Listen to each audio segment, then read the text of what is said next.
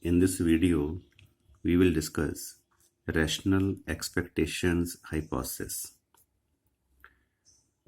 In 1930s, unemployment was the major problem in the world. 1930s में देखें तो unemployment बहुत ज़्यादा था. During Second World War 1935 to 45, inflation was the major problem. Post-war period to late 1960s, 45 के बाद 1960s तक अगर देखें, again unemployment became a major problem. From 60s to 70s, a new problem, that is stagflation, both inflation and unemployment emerged. तो पहले unemployment, फिर inflation, फिर unemployment, then stagflation. Keynesian theory was silent on it. तो इसके बारे में, इसके solution के बारे में Keynesian economics में ज़्यादा कुछ नहीं available. Out of this crisis, Ratex hypothesis, this is also known as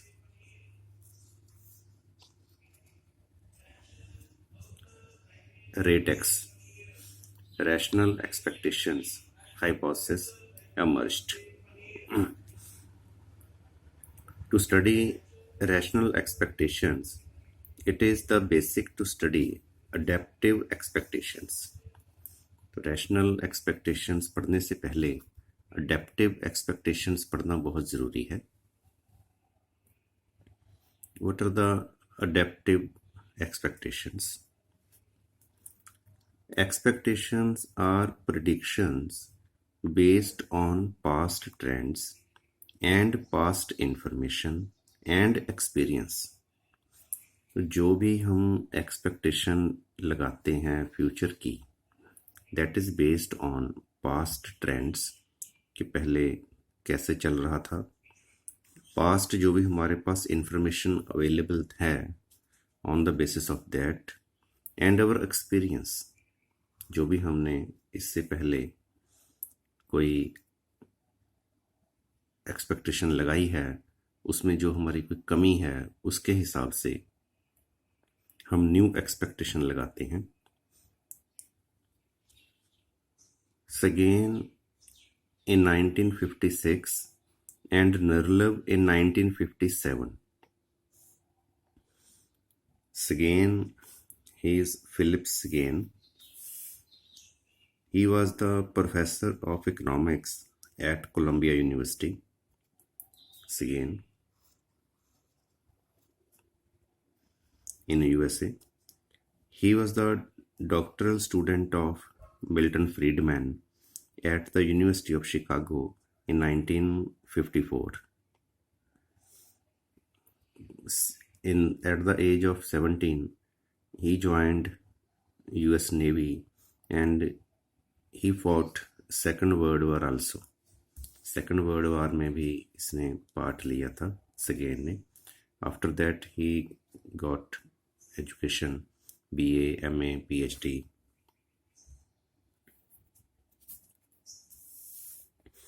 And जो Nerlev है, Nerlev, this is Mark L. Nerlev. He is professor of agricultural and resource economics at the University of Maryland in US. Sagan ने 1956 में and Nerlev ने 1957 में they used adaptive expectations. इन्होंने ये use किया है. According to adaptive expectations hypothesis, इस hypothesis की अगर हम ये meaning की definition की बात करें,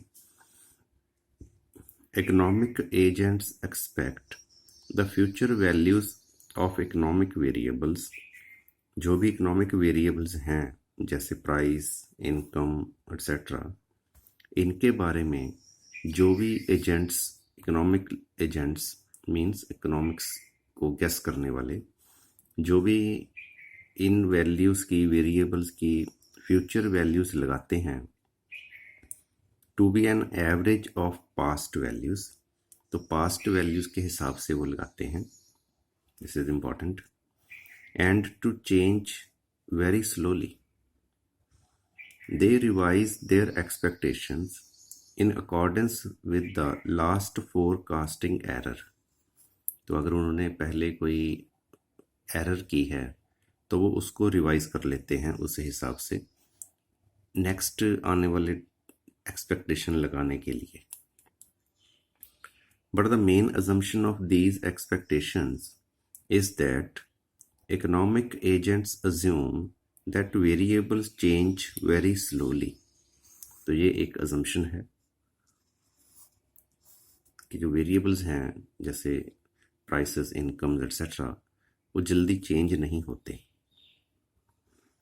सो when there is change in economic policy, तो जैसे ही कोई इकोनॉमिक पॉलिसी में चेंज आती है, this often leads to absurd forecasts. Absurd होता है इनअप्रोप्रिएट सपोज। तो अगर कोई इकोनॉमिक पॉलिसी में चेंज आएगा फिर ये फोरकास्ट को इनअप्रोप्रिएट बना देगा। अदरवाइज जो फोरकास्ट हैं जो कि पास्ट इंफॉर्मेशन के बेस पे, पास्ट ट्रेंड्स के बेस पे हैं, वो एक्यूरेट ही होंगे। According to adaptive expectations hypothesis, if the agents experienced that their expectation, for example about inflation, was not correct, अगर एजेंट्स को लगे, अब यहाँ एजेंट कौन है? एजेंट का मतलब जो भी फ्यूचर को एक्सपेक्ट करते हैं, ये बिजनेस पर्सन हो सकते हैं, गवर्नमेंट ऑफिशियल हो सकते हैं, तो जो भी एकेडमिशियंस हो सकते हैं, जो भी ये एक्सपेक्ट करते हैं वैल्यूज़ को इन्फ्लेशन के बारे में, सपोज करो वो इनकरेक्ट है, that is the actual rate was different then expected. Incorrect का मतलब जो भी उन्होंने सोचा, सपोज उन्होंने सोचा कि 10% इन्फ्लेशन होएगी, this was expectation, but exact suppose हो गई 12%। ये थी एक्सपेक्टेशन, ये था रियल, तो रियल सपोज हुई 12%, तो उनकी जो एस्टिमेशन है वो गलत हो गई। Then for the next time expectations, they will try to avoid this error. तो नेक्स्ट टाइम फिर वो इन एरर्स को कोशिश करेंगे कि ना हो। These expectations, which are totally based on past behavior, are irrational expectations। तो ये जो एक्सपेक्टेशन है जो कि पास्ट इंफॉर्मेशन के बेस पे, पास्ट ट्रेंड्स के बेस पे लगाई जाती हैं, these are the irrational। दस जो रैशनल पीपल विल यूज, जो रैशनल पीपल हैं वो क्या करेंगे? They will use all available information, they will use all available information to forecast future inflation more accurately। तो जैसे जो अडैप्टिव एक्सपेक्टेशन है ये पास्ट के बेस पे है, तो इसमें क्या होता है, इसमें कोई इकोनॉमिक पॉलिसी जो भी फ्यूचर में अगर कोई बने तो फोरकास्ट को इनअप्रोप्रिएट बना देती है। जो रैशनल एक्सपेक्टेशन है इसमें वो लोग क्या करते हैं, पास्ट के साथ साथ जो फ्यूचर की इंफॉर्मेशन अवेलेबल उनके पास है उसको भी वो साथ में एनालाइज करते हैं फॉर एनी फ्यूचर एक्सपेक्टेशंस। तो इसमें क्या है, अडैप्टिव में इसमें फ्यूचर इंफॉर्मेशन नहीं ली हुई, इसलिए हम इसको इररेशनल बोल रहे हैं। It is based on only past trends and past information and experience. Now what is rational expectation?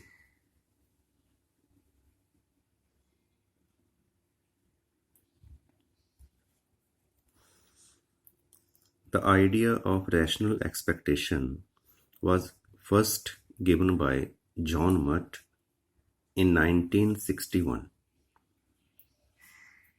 in his article Rational Expectations and the Theory of Price Movements, who borrowed the concept from engineering literature.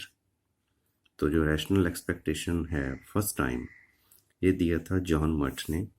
John मट he was the professor at Indiana University, USA. He is also known as father of the rational expectations revolution in economics. तो इनको rational expectation का father भी कहा जाता है. इन्होंने एक आर्टिकल लिखा 1961 में, rational expectations and the theory of price movements. तो प्राइस के बारे में, इन्फ्लेशन के बारे में इनकी एक्सपेक्टेशन है. तो पहले ये कॉन्सेप्ट जो है ये इंजीनियरिंग में यूज़ होता था, अभी भी होता है. उसको इन्होंने एक्सपेक्टेशंस लगा के इकोनॉमिक्स में यूज़ किया है जॉन मट ने. This model mainly deals with modelling the price movements in markets. तो मॉडलिंग का मतलब है कोई इक्वेशन बनाना, कोई group of equations banana, relationship show करना, डिपेंडेंसी इंडिपेंडेंसी बताना, एक्सप्लेन्ड वेरिएबल्स डिस्कस करना. तो ऐसे अगर हम इक्वेशन फॉर्म में 2, 3, 4 इक्वेशन, जितनी भी equation, more than one equation हम बनाते हैं, that is known as mathematical model. तो इन्होंने वो मॉडलिंग बनाई है प्राइस मूवमेंट्स की. According to Muth, certain expectations are rational. कुछ जो एक्सपेक्टेशंस हैं वो रैशनल होती हैं, in the sense that expectations and events differ only by a random forecast error. तो ज़्यादा तौर पे क्या होता है, जो एक्सपेक्टेशंस हैं वो रैशनल हैं, अगर थोड़ी बहुत उनमें चेंज है that is known as random forecast error. Muth's notion of rational expectations was related to microeconomics.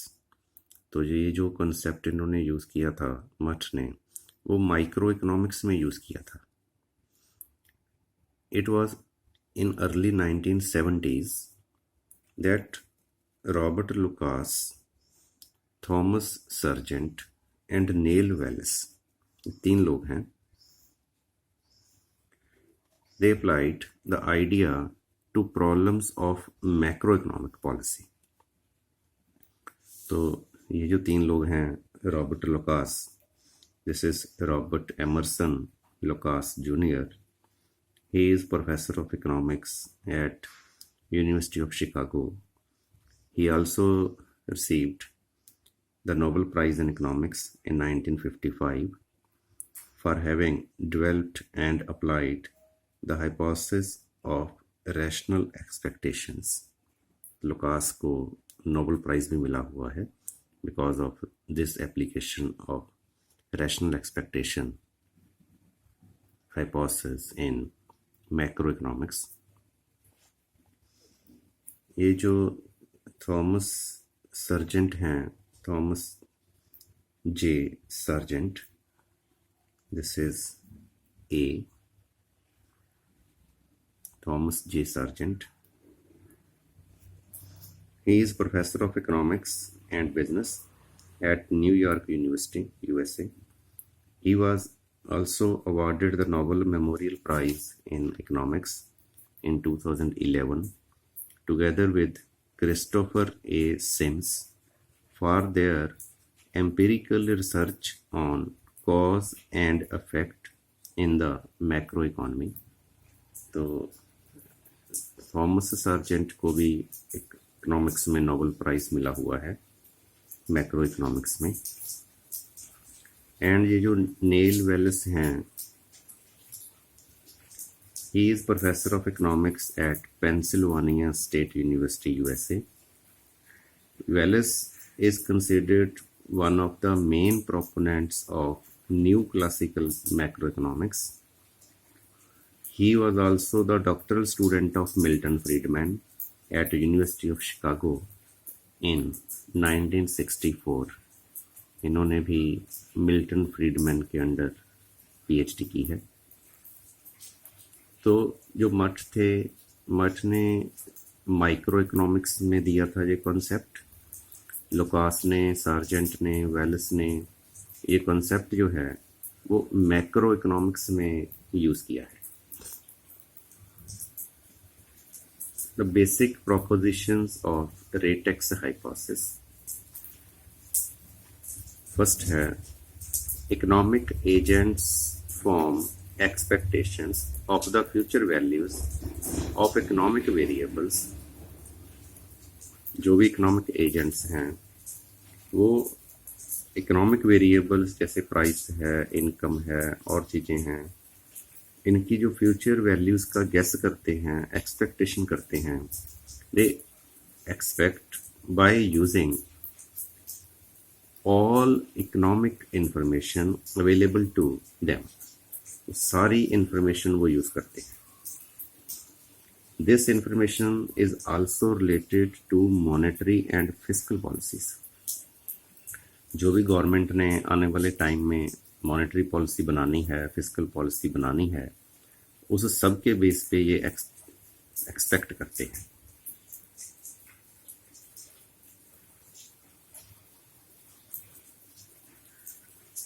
अब अगर हम इंडिया की एग्जांपल देखें, जैसे सपोज 1 अप्रैल 2021 में आने वाले टाइम में से 1 अप्रैल से न्यू बजट स्टार्ट हो जाएगा फॉर द 21-22।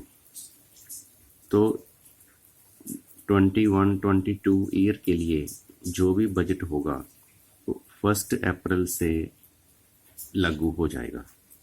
तो ये जो बजट बनेगा, फिस्कल पॉलिसी जो ये बनेगी, ये कैसी बनेगी, इसमें क्या होगा, इसमें दिसंबर 20, जनवरी 21, इन महीनों में पहले ही डिस्कशंस स्टार्ट हो जाएंगी with agricultural organisations, with industrial experts, with business houses. तो पहले ही गवर्नमेंट इनके साथ डिस्कशन स्टार्ट कर देगी with all the chief ministers, with all the state members, with all the labour unions, कि कैसे जो आने वाला साल का बजट है जो कि 2 महीने बाद अप्लाई होना है वो कैसा होगा। तो क्या है, ये जो फिस्कल पॉलिसी है, ऐसे ही जो मॉनेटरी पॉलिसी है, उसके बारे में हमें पहले ही बिजनेस हाउसेस को और इकोनॉमिक एजेंट्स को, जितने भी एजेंट्स हैं, इसमें बिजनेस पर्सन भी हैं, लेबर यूनियंस भी हैं, एग्रीकल्चर वाले भी हैं, इंडस्ट्री वाले भी हैं, कॉरपोरेट सेक्टर भी है, सब हैं। तो इनको पहले ही आइडिया होता है कि आने वाले बजट में क्या होने वाला है। तो उसी हिसाब से फिर ये जो इन्फॉर्मेशन है उसको प्रॉपरली प्रोसेस करते हैं। Economic agents process this information in an intelligent way. It does not mean that there are no errors। तो इसका मतलब ये भी नहीं है कि फोरकास्ट में एरर नहीं होते, एरर होते हैं, but the regular errors are eliminated. जो हम फ्रीक्वेंट एरर करते जाएं वो दूर हो जाते हैं। So the errors will on average be unrelated to available information. तो एरर्स का ज़्यादा अफेक्ट नहीं पड़ता हमारे डिसीजन के ऊपर।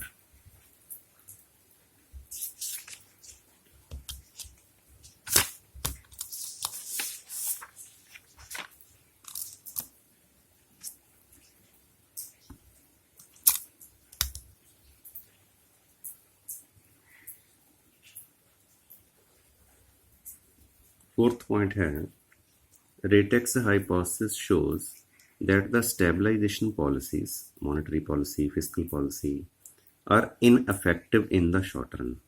अब क्योंकि इनका हमने पहले ही गेस हो गया, पहले ही इनके बारे में हमें पता चल गया, उसके हिसाब से हमने 1 अप्रैल से पहले ही अपने बिजनेस में उस हिसाब से चेंजेस कर ली। इसलिए शॉर्ट रन में ये जो पॉलिसीज़ होती हैं वो इनअफेक्टिव हो जाती हैं।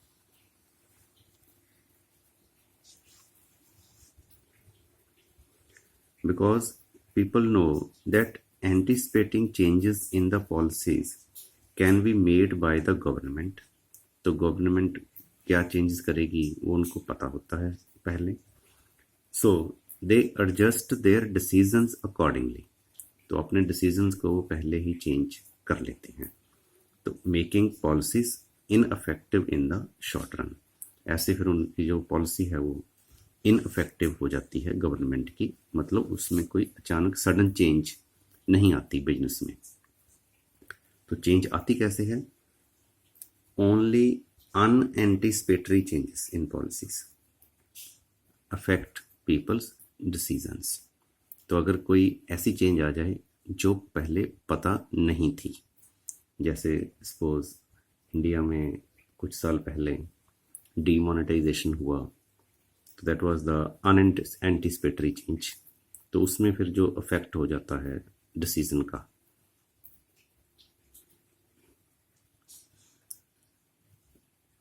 Rational expectations and the Phillips curve. अगर हम फ्लिप्स कर्व देखें, Phillips you know is the William Phillips. He was a professor of economics at London School of Economics. His best known contribution to economics is the Phillips curve, जिन्होंने unemployment and inflation के बीच में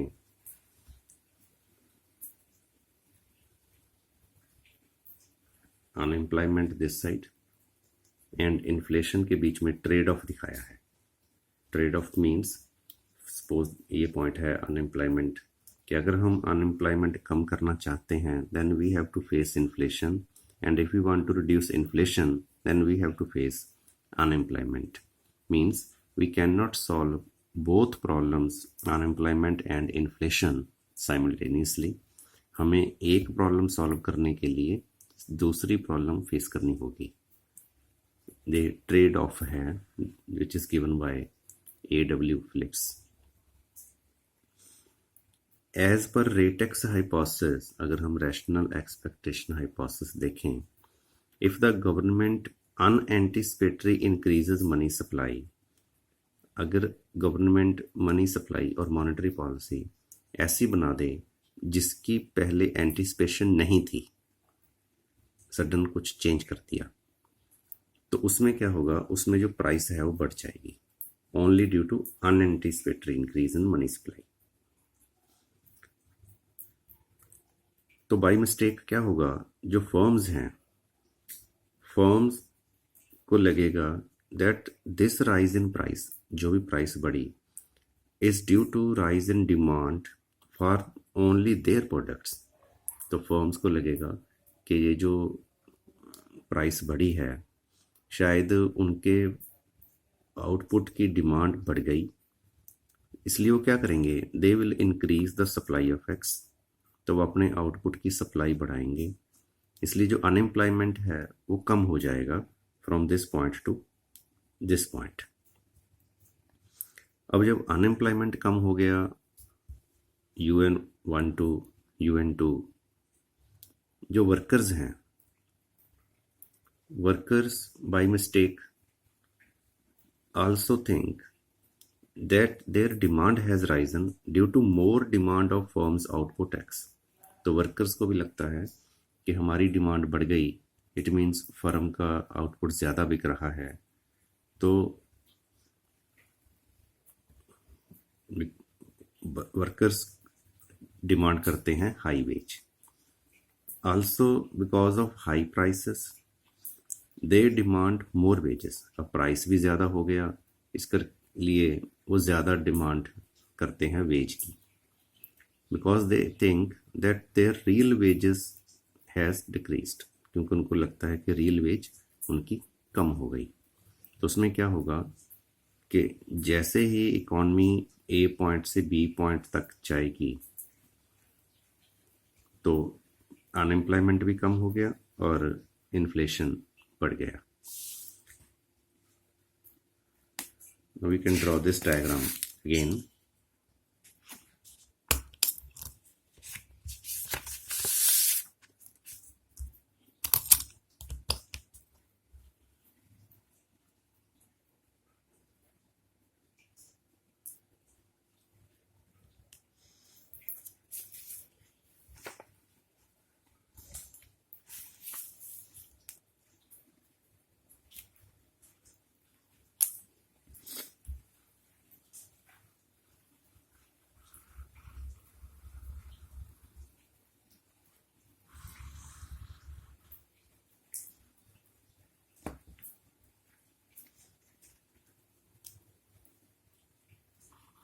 horizontal axis we are taking unemployment rate,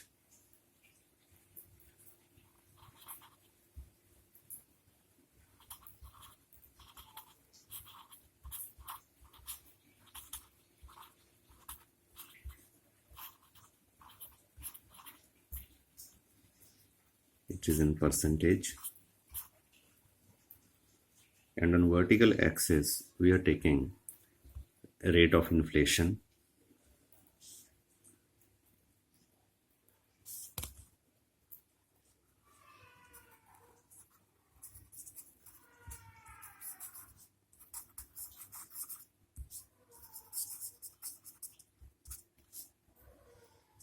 this is also in percentage.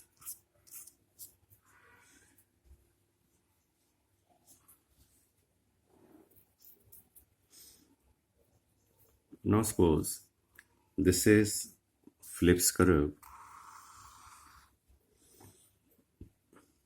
trade-off curve. Suppose this is SPC1 given by Phillips, and initially suppose we are at somewhere A point on this Phillips curve where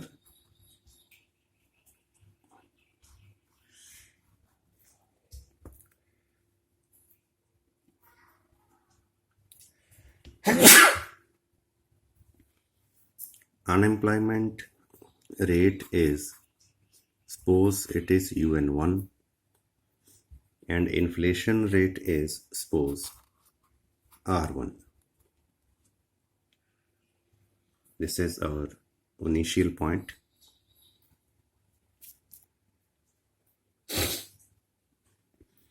अब क्या हुआ, suppose करो government ने कोई money supply increase कर दी जिसका पहले नहीं पता था। तो जैसे ही मनी सप्लाई इंक्रीज हुई तो उसने क्या किया, जो प्राइसेस हैं वो बढ़ गई चीज़ों की। तो प्राइसेस जब बढ़ी, अब फर्म जो है, फर्म को ऐसे किसी भी फर्म को, उस फर्म को लगा कि ये जो प्राइस बढ़ी, उनके प्रोडक्ट की प्राइस भी बढ़ गई, कि शायद हमारे प्रोडक्ट की मार्केट में डिमांड ज़्यादा है, इसलिए एक्स प्रोडक्ट की सपोज डिमांड ज़्यादा है, इसलिए ये प्राइस बढ़ गई। तो फर्म क्या करती है, फर्म एक्स प्रोडक्ट की सप्लाई बढ़ाती है। अब जैसे ही एक्स प्रोडक्ट की सप्लाई बढ़ती है, इट मीन्स जो अनएम्प्लॉयमेंट है वो कम हो जाती है। तो अनएम्प्लॉयमेंट कम होने का मतलब, हम यहाँ से लेफ्ट जाते हैं, सपोज यहाँ पे आ जाते हैं एट U0, तो जो अनएम्प्लॉयमेंट है वो कम हो गई। यहाँ से अनएम्प्लॉयमेंट इधर को जाएंगे 1 2 3 4 5 तो बढ़ेगी, पीछे को आएंगे तो कम हो जाएगी। तो हम यहाँ से यहाँ पर आ गए इस वजह से। अब जब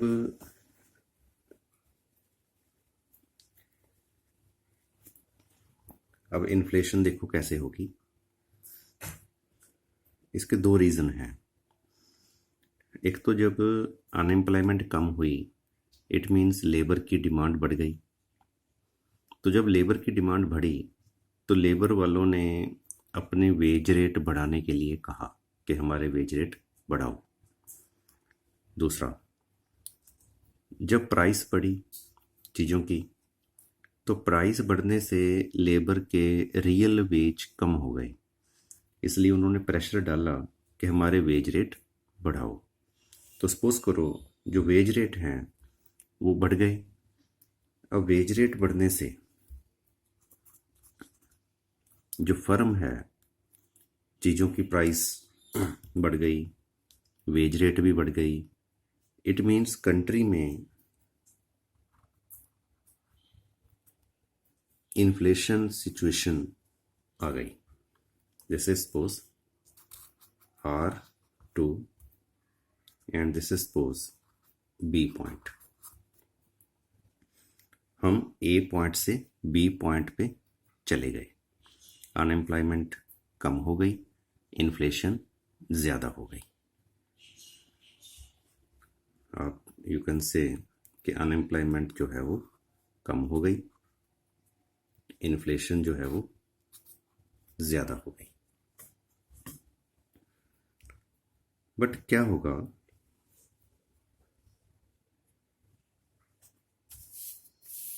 अब, ये जो हुआ, ये फर्म को लगा कि ये कुछ हो गया, मनी सप्लाई बढ़ी, इसका तो फर्म को नहीं पता चला क्योंकि ये अनएंटिसिपेटरी है, इसके बारे में पहले सोचा नहीं था।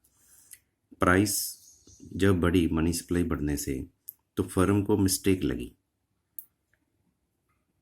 But suddenly when with the passage of time firms realize that this increase in prices is general।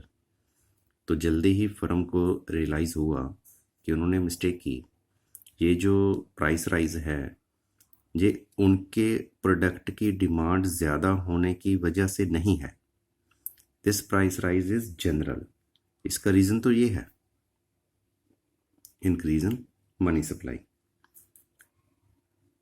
तो वो क्या करते हैं, they want to produce less, तो वो इसका प्रोडक्शन कम करना चाहते हैं। अब जब वो इसका प्रोडक्शन कम करेंगे तो अनएम्प्लॉयमेंट बढ़ जाएगी, अनएम्प्लॉयमेंट दोबारा U0 से U1 पे आ जाएगी।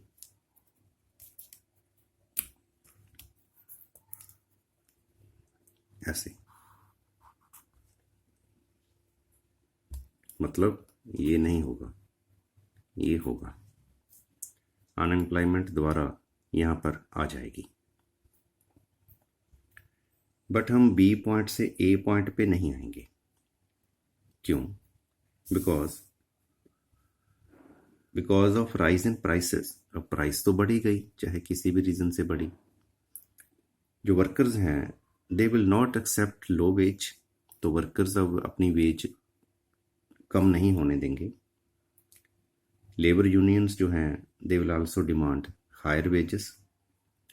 दस जो इन्फ्लेशन है, inflation will remain at R2। अब इन्फ्लेशन तो R2 पे ही रहेगा, जो अनएम्प्लॉयमेंट है वो बढ़ गई, तो हम जो नया कॉम्बिनेशन बनेगा वो इसके अगेंस्ट और इसके अगेंस्ट यहाँ पे कहीं जाके बनेगा। यहाँ पर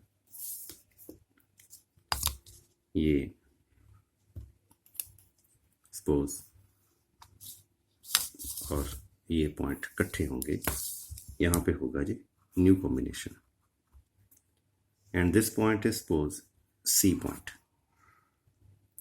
अब शॉर्ट रन में देखें, जो फिलिप्स कर्व है, Phillips curve will shift upwards at this C point। Suppose this is SPC2। अब ये जो फिलिप्स कर्व हैं ये तो बहुत ज़्यादा हैं अकॉर्डिंग टू सिचुएशन, तो C पॉइंट पे कोई ना कोई फिलिप्स कर्व तो होगी। Suppose it is SPC2। तो अगर हम ध्यान से देखें, जो इक्विलिब्रियम है, equilibrium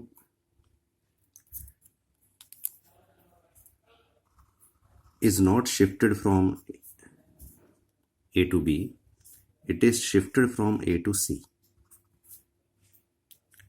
And if we join these A and C points, this is known as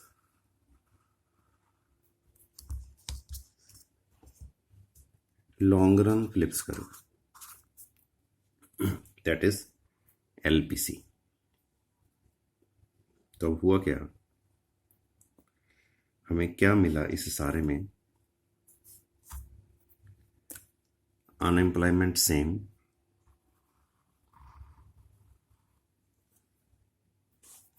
कम नहीं हुई, इन्फ्लेशन ज़्यादा, R1 से R2। What we want to से, अगर गवर्नमेंट कोई एंटीसिपेटरी चेंज करेगी मनी सप्लाई में, then it will raise only prices, unemployment will remain same. अब जैसे ही गवर्नमेंट कोई मॉनेटरी पॉलिसी में अनएंटीसिपेटरी चेंज करेगी तो उससे अनएम्प्लॉयमेंट तो कम नहीं होगा, उल्टा प्राइस बढ़ जाएगी अगर मनी सप्लाई इंक्रीज की जाएगी तो। So it is clear that we are not moving along SPC, हम एसपीसी के हिसाब से नहीं चल रहे। Thus, according to rational expectation economists, there is no trade-off between inflation and unemployment even in the short run. तो short run में भी ये नहीं होगा, क्योंकि जैसे इसमें A to B चले गए, हमने देखा कि फर्म बाय मिस्टेक यहाँ से AB तक चले गए एंटीसिपेटरी चेंजेस आने से, क्योंकि जैसे ही गवर्नमेंट ने एंटीसिपेटरी इंक्रीज मनी सप्लाई को किया, जैसे हमने यहाँ देखा, फर्म को लगा कि शायद उनके प्रोडक्ट की डिमांड बढ़ गई, प्राइस बढ़ गई, प्राइस बढ़ने से शायद डिमांड बढ़ी है, शायद इसलिए प्राइस बढ़ गई, तो उन्होंने सप्लाई बढ़ाई। तो जब दोबारा ऐसी अनएंटीसिपेटरी कोई चेंज मनी पॉलिसी में की जाएगी तो फर्म को पता लग जाएगा कि ये सिर्फ उनके प्रोडक्ट की डिमांड ज़्यादा होने से नहीं है। तो जो अनएंटीसिपेटरी चेंजेस हैं गवर्नमेंट की, they can not always make firms fool. तो बारी बारी फर्म्स ऐसे फूल नहीं बनेंगी, बारी बारी ये A to B नहीं जाएंगी। इसलिए जो शॉर्ट रन है, शॉर्ट रन में भी कोई ट्रेड ऑफ नहीं होगा as per ratex hypothesis.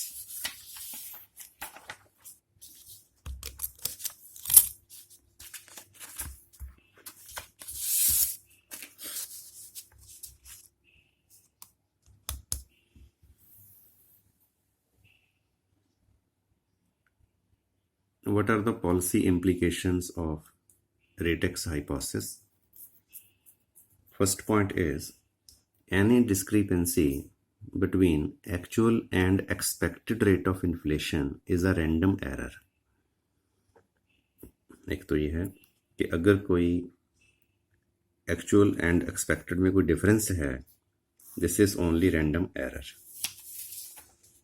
There is no trade-off between inflation and unemployment even in the short run. No trade-off between inflation and unemployment.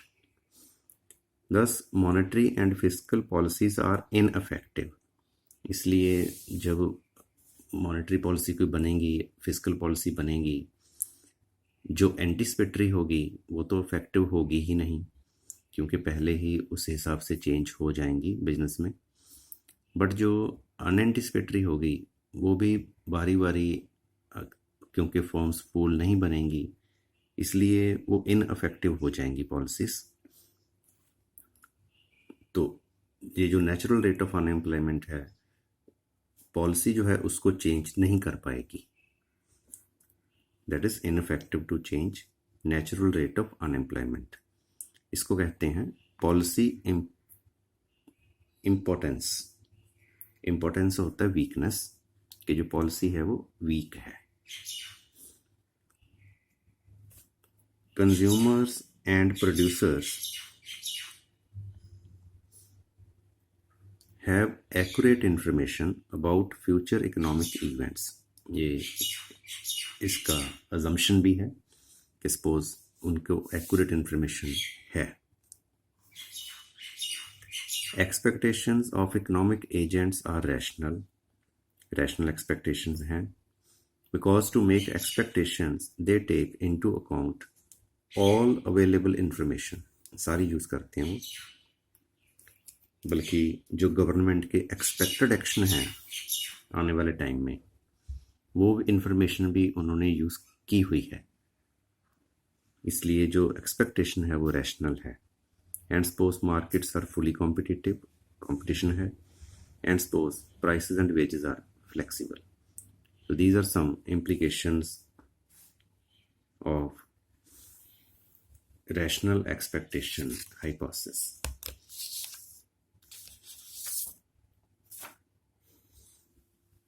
Last heading is criticism of Ratex hypothesis.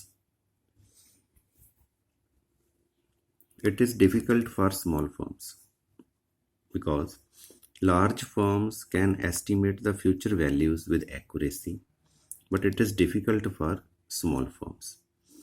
क्योंकि जो large firms हैं they can afford, वो analyst को रख सकते हैं, advisers को रख सकते हैं, वो इंफॉर्मेशन कलेक्ट करने का खर्चा टॉलरेट कर सकते हैं। तो जो भी कॉस्ट इन्वॉल्व है वो ये कॉस्ट लगा सकते हैं लार्ज फर्म्स। स्मॉल फर्म्स को ये मुश्किल है बिकॉज इट इज़ कॉस्टली। जो इन्फॉर्मेशन अवेल करना, it cost much to collect, process and disseminate. Information को कलेक्ट करना, उसको एनालाइज करना, उसको डिसेमिनेट करना, फैलाना, ये कॉस्टली काम है, सारी फॉर्म्स नहीं कर सकती। Different information, the information available to government and with firms and workers. अगर दोनों के पास इंफॉर्मेशन डिफरेंट हो तो भी ये रैशनल एक्सपेक्टेशन नहीं बनेगा। No guarantee of rationality. Even if the information with government and firms and worker is same, अगर सेम भी हो तो भी कोई गारंटी नहीं है कि जो एक्सपेक्टेशन होगी वो रैशनल होगी, एरर्स हो सकते हैं। प्राइसेस एंड वेजेस जैसे इन्होंने एज्यूम किया कि फ्लेक्सिबल होते हैं, they are not fully flexible. ये कुछ इकोनॉमिस्ट हैं जैसे फिलिप्स है, टेलर है, फिशर है। They have shown that if wages and prices are not flexible, अगर ये flexible ना हुए तो जो पॉलिसी होगी वो effective होगी, not ineffective. Further they argued that even if prices and wages are flexible, अगर वो flexible हो भी तो भी जो उनकी मूव है वो बड़ी स्लो होगी, मतलब इनफ्लेक्सिबल टाइप ही होगी। इसलिए जो प्राइसेस वेजेस हैं फ्लेक्सिबल हैं, इसलिए वो मॉनेटरी फिस्कल पॉलिसी को इनअफेक्टिव कर देंगे। इन लोगों के अकॉर्डिंग ऐसे नहीं होता, क्योंकि जो पॉलिसीज़ होती हैं वो इम्पोर्टेंट नहीं होती, वीक नहीं होती, इनअफेक्टिव नहीं होती, अफेक्टिव होती हैं। फिलिप्स वही जो हमारे जिन्होंने फिलिप्स कर्व दिया है, ये टेलर जो हैं, John Taylor, he is professor of economics at Stanford University, USA. And जो फिशर हैं, Fischer Black, he was an American economist. तो इन लोगों ने ये देखा कि फ्लेक्सिबल पहले तो ये होते नहीं, और अगर होते भी हैं तो उनमें ज़्यादा चेंज नहीं आता, वो इनफ्लेक्सिबल टाइप ही चेंज हम उसको मान सकते हैं। देन एडेप्टिव एक्सपेक्टेशंस, जो गॉर्डन एक इकोनॉमिस्ट हैं, Robert J. Gordon. He is the professor of social sciences at Northwestern University in USA. He was the doctoral student of Robert Solow at MIT in 1967. Gordon ने देखा कि जो adaptive expectation है और rational expectation है, इन दोनों में कोई खास डिफरेंस नहीं है। There is no much difference between these two. And last point is government is not important. अगर हम देखें किसी भी कंट्री में जो पॉलिसीज़ हैं, इंडिया में या अदर कंट्रीज़ में, डेवलप में, अंडर डेवलप में, डेवलपिंग में, in all parts of the world government policy बनाती है। अगर वो इफेक्टिव है तभी पॉलिसीज बन रही हैं। रेटेक्स hypothesis itself argued that government policies can affect with cooperation of the people, the economic system with its economic policies. तो इकोनॉमिक सिस्टम को अपनी पॉलिसी के साथ जो गवर्नमेंट है वो अफेक्ट कर सकती है और करती है. दस जो गवर्नमेंट है it is not completely important, वो वीक पॉलिसी नहीं होती. So this was all about the rational expectations hypothesis. And for better understanding, you can read this chapter from the book M.L. Jhingan. The whole material used in this video is taken from this book, Macroeconomics by M.L. Jhingan. You can also consult the original papers. This is A by P.D. Sagan. The Monetary Dynamics of Hyperinflation. ये इन्होंने paper लिखा है 1956 में.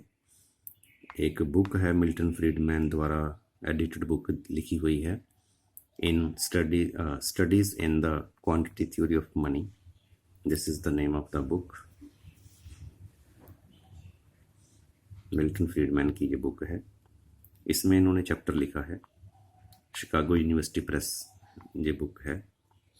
You can also read the article by John Wood, rational expectations and the theory of price movements.